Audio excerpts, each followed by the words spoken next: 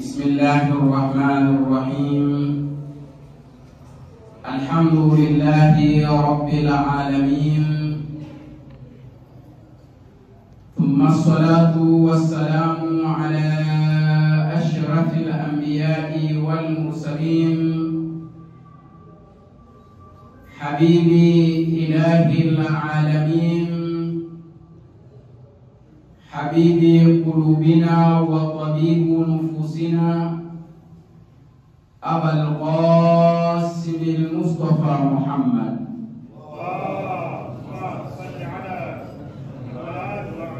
وعلى أهل بيته الطيبين الطاهرين المعصومين المنتجبين،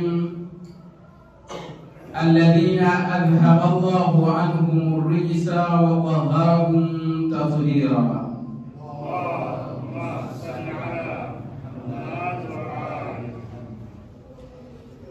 يقول الله تبارك وتعالى في محكم كتابه تنزيل المجيد بعد أعوذ بالله من الشيطان اللعين الرجيم.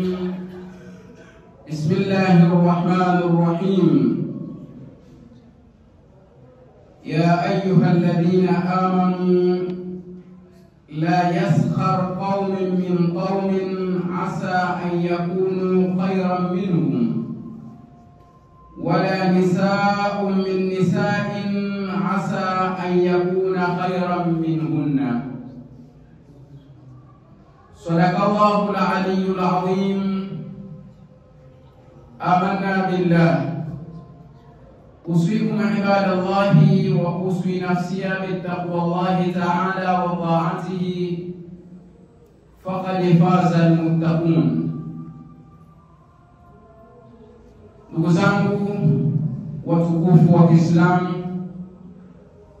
wafasi wa Ahlul Bait alayhim afdalus salatu wassalam, awali ya yote, baada ya kumhimidi Mwenyezi Mungu Subhanahu wa Ta'ala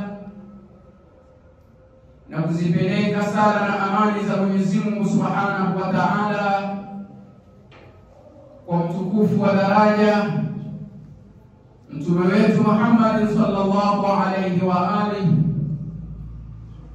na kuhusieni pamoja na kuhusia nafsi yangu juu ya kumcha Mwenyezi Mungu Subhanahu wa Ta'ala. Hakika wale wenye kumcha Mwenyezi Mungu Subhanahu wa Ta'ala ndio wale ambao watakaokuwa na kufuzu kuliko kuzuri mno hapa duniani na hapo kesho akhera.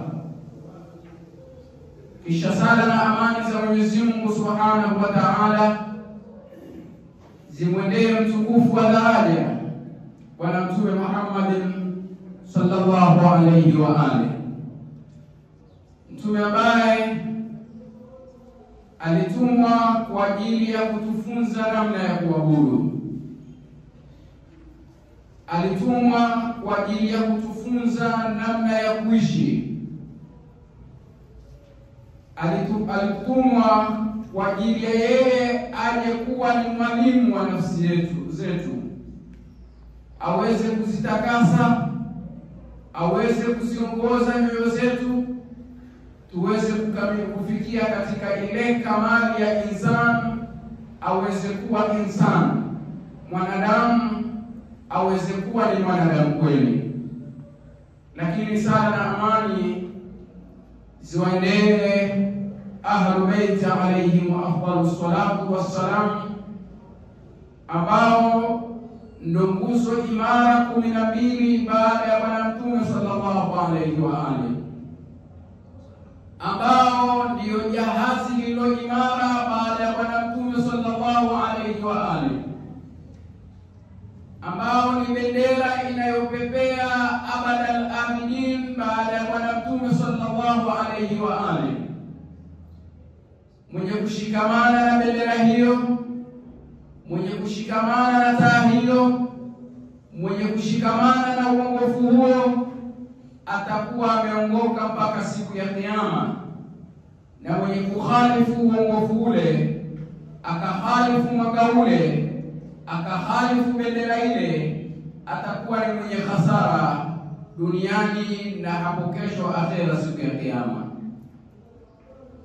Ndugu zangu watukufu wa usiku wa Kiislamu, tumo ndani ya mwezi wa Dhulqaada, ikiwa ni Jumaa yetu ya pili ndani ya mwezi wa Dhulqaada. Mwezi wa Dhulqaada ni mwezi wa maandalizi ya mwezi wa Dhulhijja, ibada ya takriban siku 10 mpaka siku 13. Ibada ya hija ni moja kati ya nguzo za Uislamu, kama tulivyoeleza Ijumaa iliyopita, wa ni dharuri min daruriyati din, man ankaraha faqad kafara. Hija ni moja kati ya jambo ambalo ni dharuri katika dharuri za kidini. Mwenye kuikataa na kuipinga kwamba hakuna hija ndani ya Uislamu au hija haipo, huyo atakuwa ametoka katika mila ya Kiislamu, atakuwa amekuwa ni kafiri, amejitoa katika Uislamu.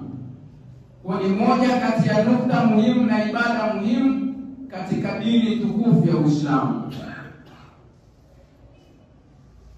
Ni ibada ambayo ina taklifa nyingi, lakini ibada ambayo Mwenyezi Mungu Subhanahu wa Ta'ala alizungumzia yeye kama yeye kwanza, kwamba ni kwa wale almustadhir, wale wenye uwezo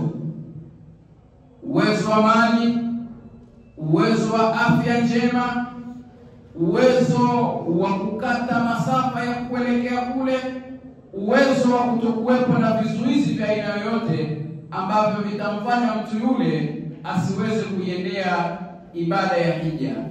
Ikishakuwa hivyo, ukawa na vitu vyote hivyo, ukawa na uwezo wa mali, kwa maana una tadhkira ya kwako kwenda na kurudi na kufanya dhabahi na mengineyo yanayohitajika kule, uwezekano wa kwenda ukawa hakuna vizuizi vya aina yoyote, basi hija inakuwa ni wajibu juu yako kuweza kuitekeleza kwa wakati ule.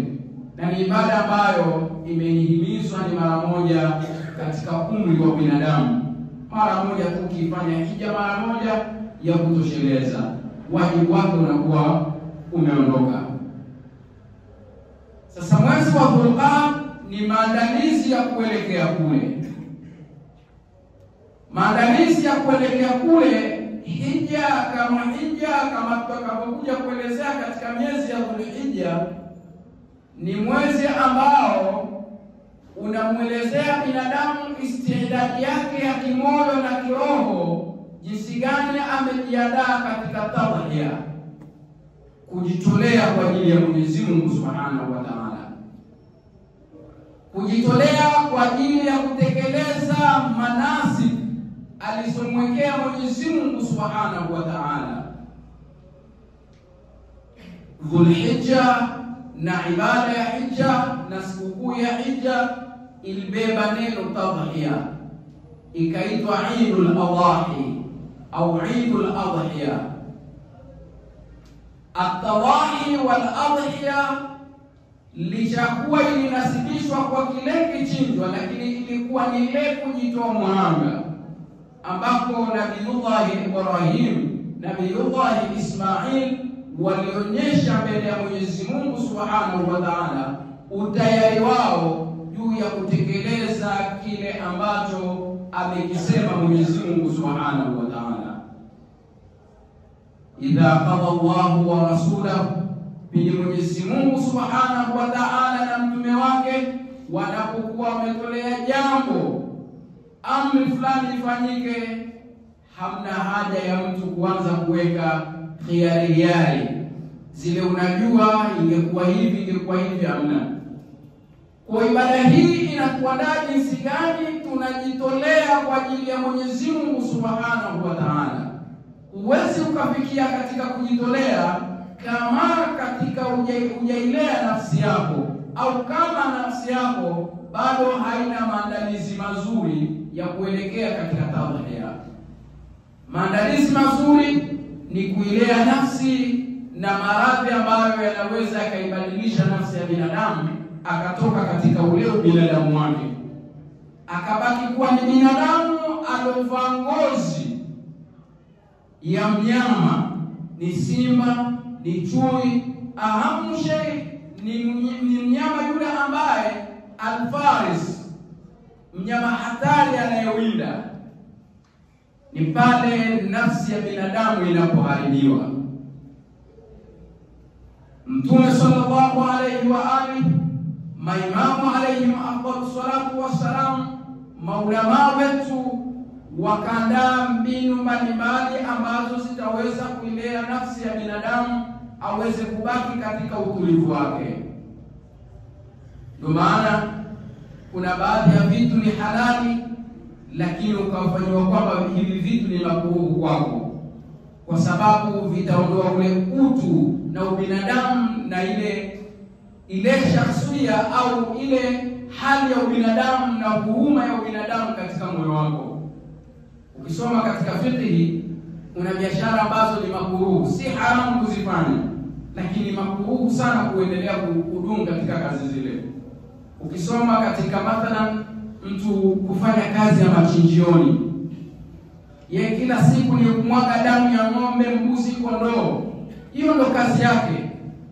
Wanasema ile kazi unapoizoea inaondoa huruma katika moyo wako, inakujengea ile hali fulani ya kuzoea kumwaga damu, inakutoa katika ule binadamu. Hata ukiona damu ya mtu inamwagika hauhisi chochote kwa sababu ushazoea.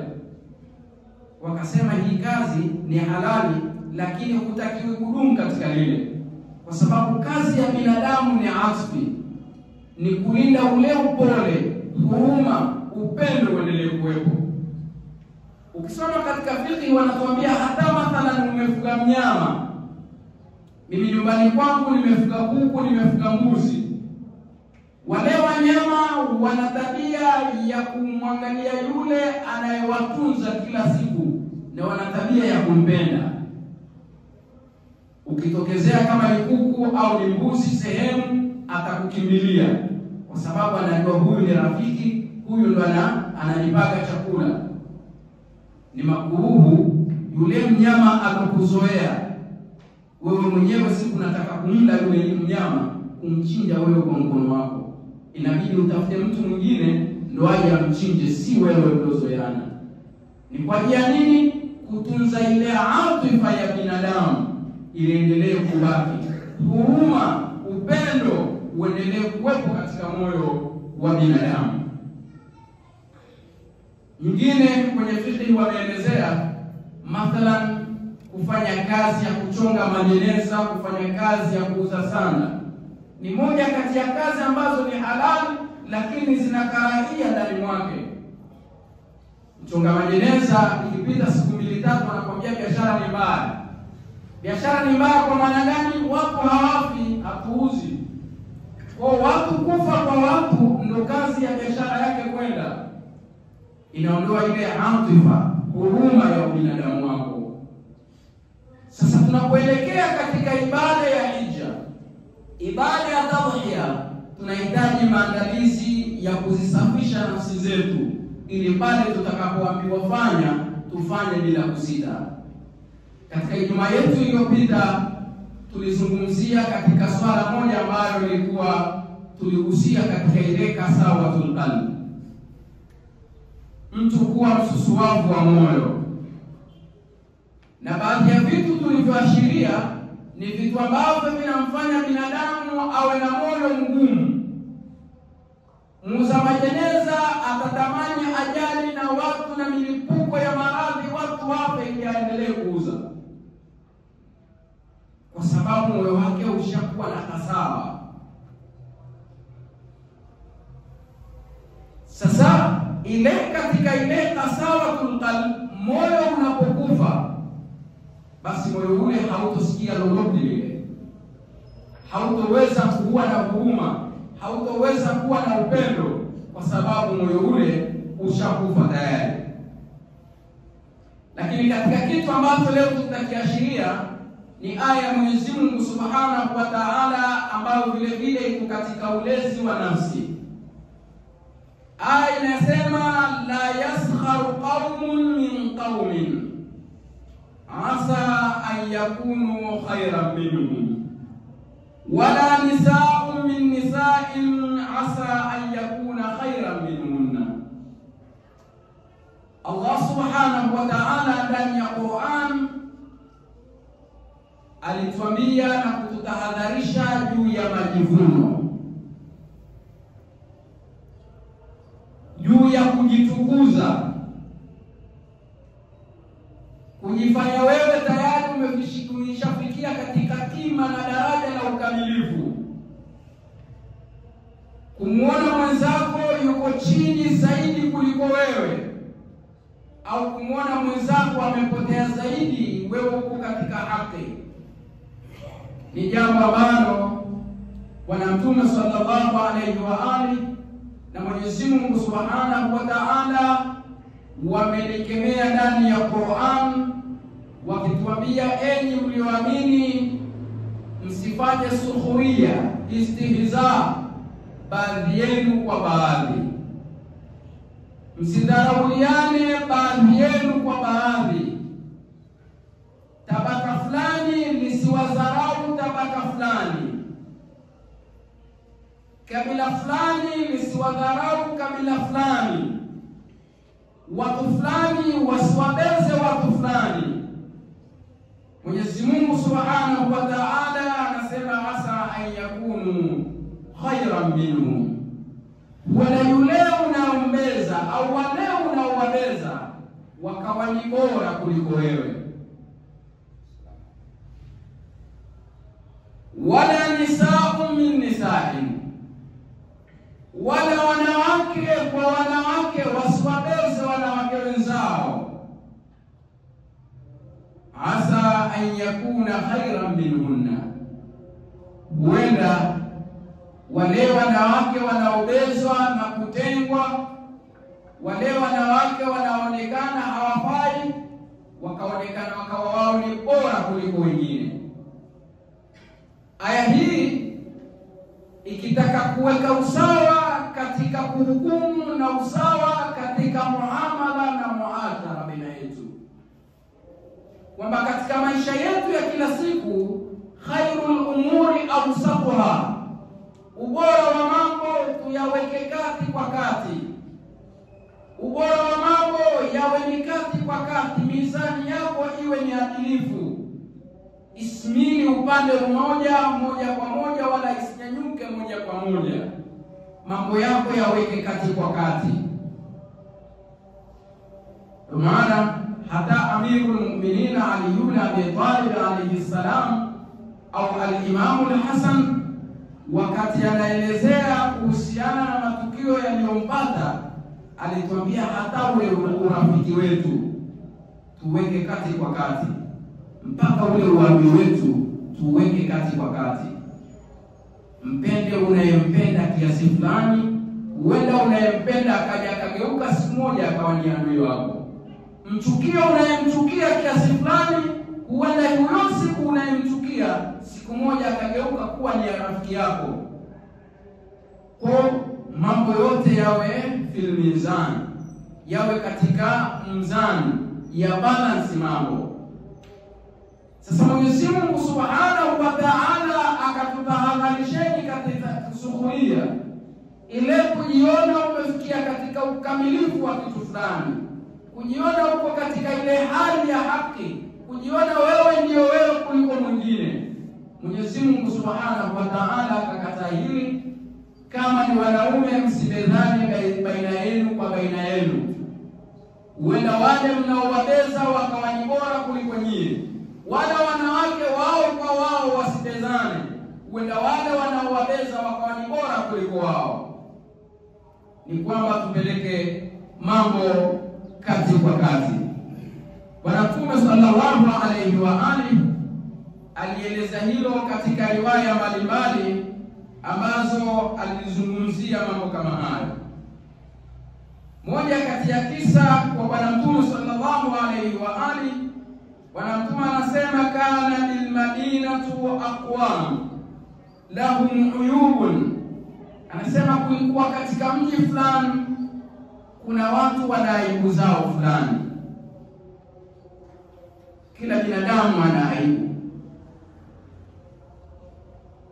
Aibu ya binadamu, hakuna binadamu alokamilika, kila mmoja atakuwa na mapungufu yake. Aliyelaniwa na anayechukiwa ni yule mwenye kuchochea na kuibua aibu ya mwenzake. Ndio Bwana Mtume akasema, unapotaka kutaja aibu ya mwenzako, kwanza kumbuka aibu zako wewe mwenyewe. Sababu Bwana Mtume anasema kulikuwepo katika mji kuna watu wana aibu zao.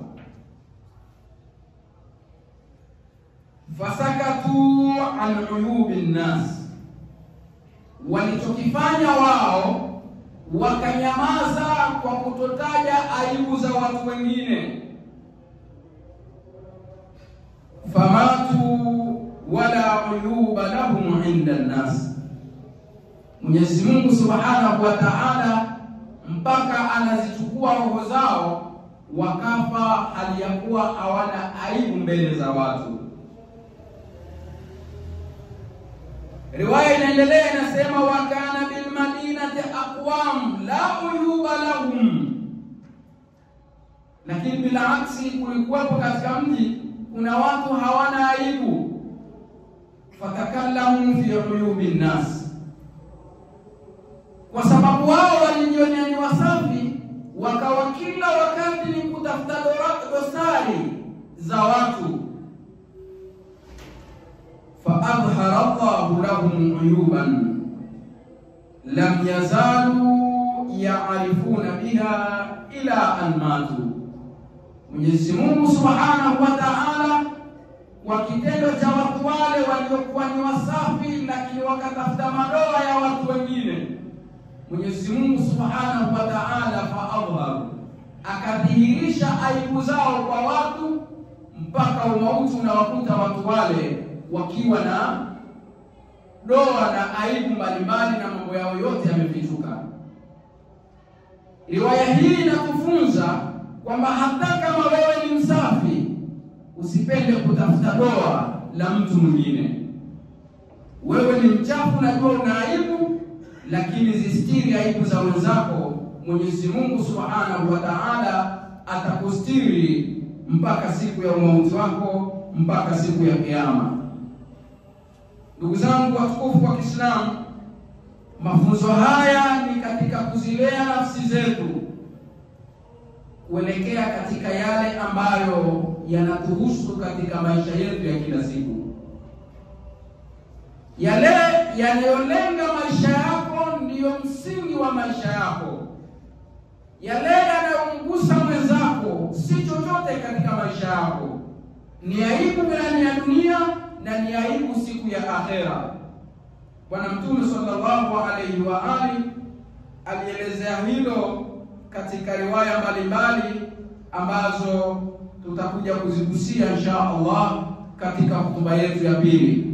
Tumuombe Mwenyezi Mungu Subhanahu wa Ta'ala atustiri aibu zetu pale tutakapostiri aibu za wenzetu, na Mwenyezi Mungu Subhanahu wa Ta'ala atulipe ujira ulio mzuri duniani na hapo kesho akhera, wala tusijalie katika wale ambao ametaja ndani ya Qur'an pale aliposema Bismillahirrahmanirrahim, wal 'asr innal insana lafi khusr illa alladhina amanu wa 'amilus salihat wa tawasaw bil haqqi wa tawasaw bis sabr. Nahmaduhu wa nasta'inuhu wa nastaghfiruhu wa natubu ilayh wa na'udhu billahi ta'ala min shururi anfusina wa min sayyiati a'malina. Man yahdihillahu fala mudilla lahu wa man yudlil fala hadiya lahu. Hidayat Muhammadin wa ali baitihi at-tayyibin at-tahirin. أوصيكم عباد الله وأوصي نفسي بتقوى الله تعالى وطاعته، فقد قال الله سبحانه وتعالى إن للمتقين مفازا. Ndugu zangu watukufu wa Kiislamu, na kuhusieni kwa mara nyingine pamoja na kuhusia nafsi yangu juu ya kumcha Mwenyezi Mungu Subhanahu wa Ta'ala. Allah Subhanahu wa Ta'ala anasema ndani ya Qur'an, hakika wale wamchao Mwenyezi Mungu Subhanahu wa Ta'ala ndio waliofuzu na ndio watakaofuzu kuliko kukubwa mbele za Mwenyezi Mungu Subhanahu wa Ta'ala. Hotuba yetu ya leo ilikuwa ikiongelea as-sukhriya, ile kudharauliana baadhi yetu kwa baadhi yetu, kujifaharisha baadhi yetu kwa baadhi yetu, ni kitendo ambacho Mwenyezi Mungu Subhanahu wa Ta'ala amekikemea ndani ya Qur'an, na Bwana Mtume sallallahu alayhi wa alihi amekikemea ndani ya riwaya, lakini ni kitendo ambacho kinaivunja jamii na kuifanya jamii ikose afya. Jamii ambayo yenye afya ni jamii ambayo haitajani katika maovu, hata yawe ni maovu kweli, umeambiwa uyastiri.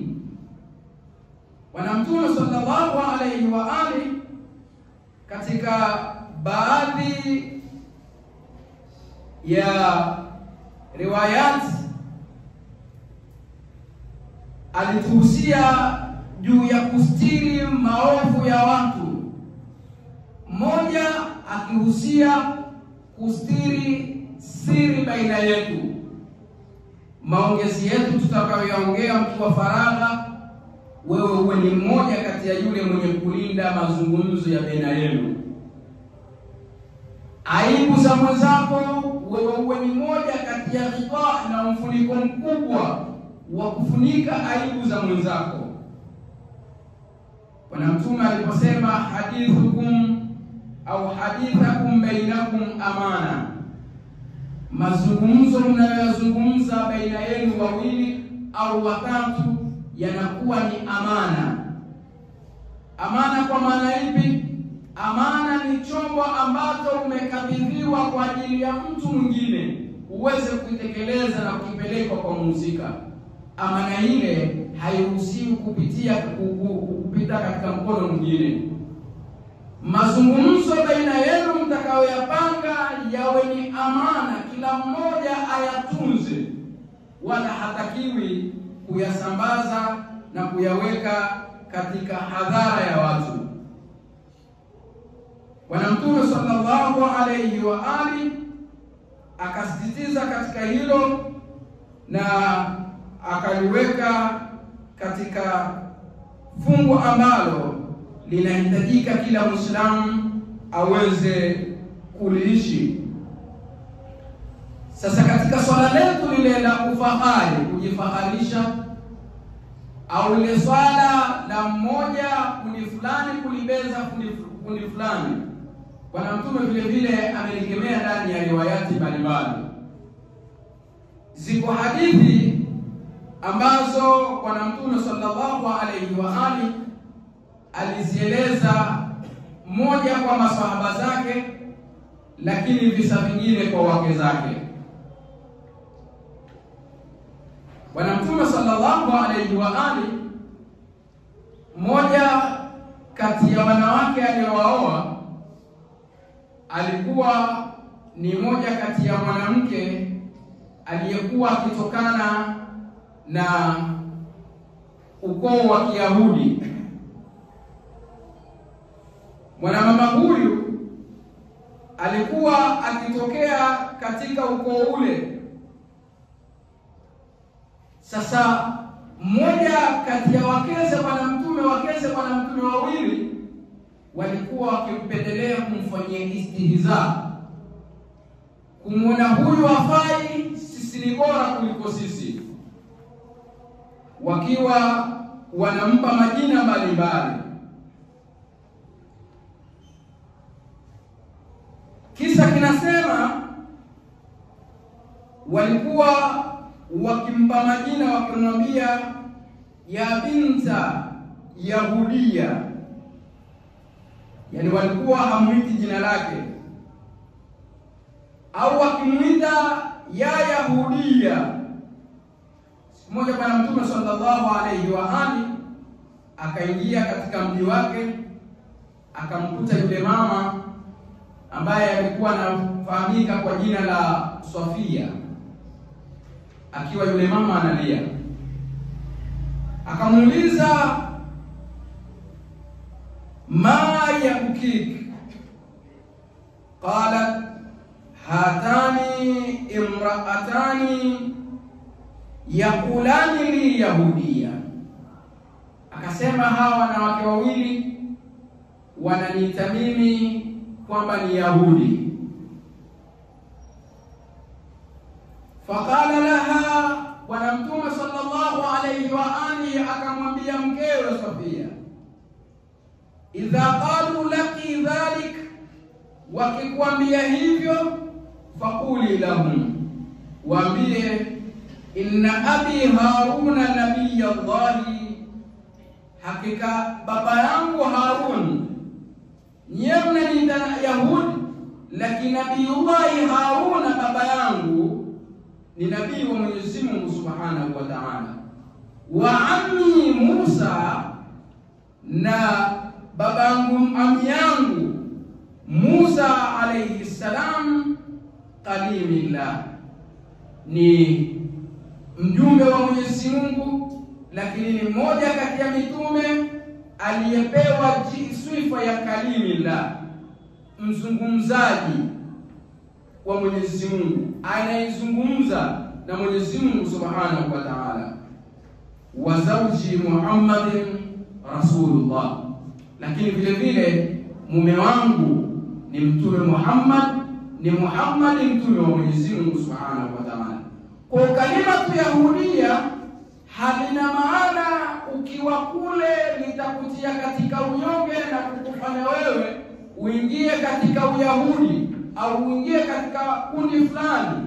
La, inna akramakum indallahi atqakum, mcha Mungu mbora wenu mbele ya Mwenyezi Mungu Subhanahu wa Ta'ala ni yule mwenye kumcha Mwenyezi Mungu Subhanahu wa Ta'ala.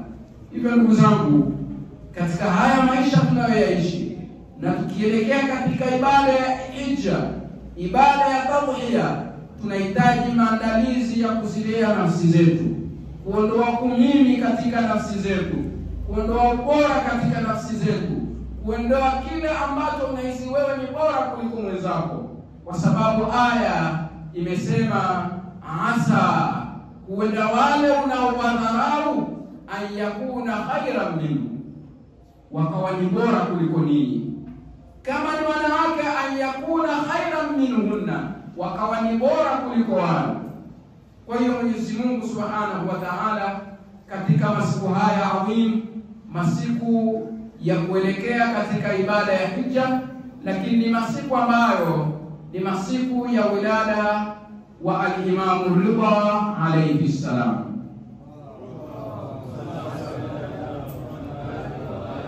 Tunaelekea katika wilada wa al-Imam Ridha alayhi salam, ambaye al-Imam Ridha gharib al-ghuraba, mu'in al-du'afa, babu al-hawaij, kazaliwa ndani ya masiku haya. Jukumu letu ni kuwaiga na kuwakumbatia na kuambatana pamoja na Ahlul Bait alayhimus salam katika muamala wao, katika akhlaqiyati zao, katika kila hatua zao za maisha yao. Tuweze kuwatangaza na kumtangaza al-Imam Ridha kwa matendo yetu, kwa upendo wetu, na kwa amani yetu, na kwa msimamo wa mambo yetu kwa mujibu wa mafunzo ya Bwana Mtume na maimamu alayhi afdalus salatu wassalam. Allahumma salli ala Muhammad. Kwa hiyo mwisho vile vile tunapenda kuwatangazieni kwamba tutakuwa na majlis ya al-Imam Ridha alayhi salam ambayo itafanyika siku ya